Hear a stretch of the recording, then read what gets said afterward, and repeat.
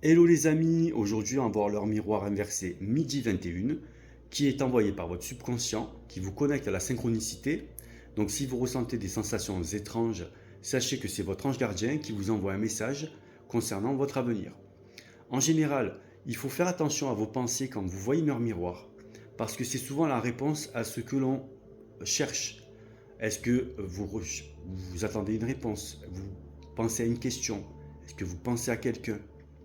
Est-ce que vous voulez résoudre un problème?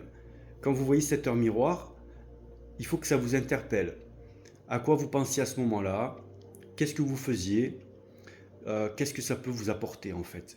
Si à ce moment-là, bon, c'est pas le cas, ça arrive aussi que en fait on la voit par hasard et on pense à rien d'autre que vivre sa vie.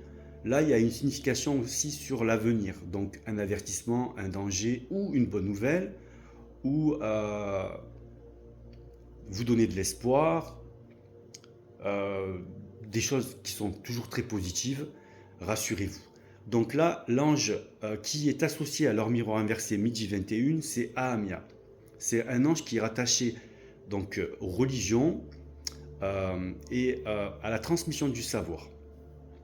Quand vous voyez midi 21, en fait, ça veut simplement dire que vous n'êtes pas entouré de bonnes personnes. Ces personnes vous critiquent par derrière, cela envoie des mauvaises énergies et ça vous crée des blocages en fait.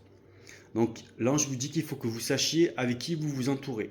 Parce qu'en général, ce sont des personnes qui sont hypocrites, qui font semblant de vous aimer, et on a tous ce genre de personnes dans notre entourage. Donc c'est à vous à bien vous entourer, tout simplement. Voilà, je n'irai pas plus loin dans cette vidéo-là parce que ça ne sert à rien.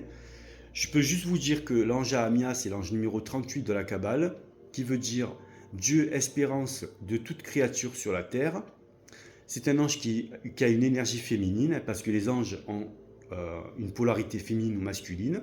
Donc il y a des angelesses et des anges, garçon ou fille, et là c'est une fille, donc qui est rattachée aux religions et aux traditions. Donc si vous vous penchez sur l'ésotérisme, la spiritualité ou les religions, la théologie, c'est un ange qui peut vous aider. Si vous méditez avec lui, si vous faites des prières, il sera à votre écoute. Voilà les amis, j'espère que vous avez aimé ma vidéo, que vous likerez, que vous partagerez et que vous commenterez. Bisous bisous.